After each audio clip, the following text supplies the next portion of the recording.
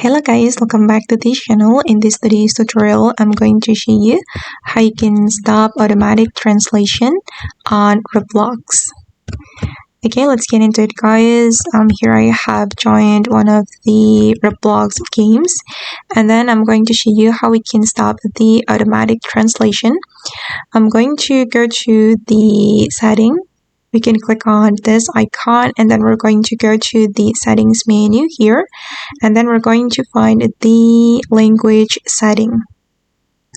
It's here.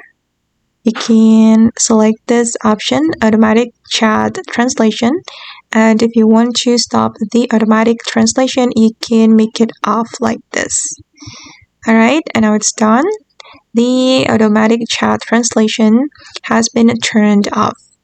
So the command won't be translated automatically.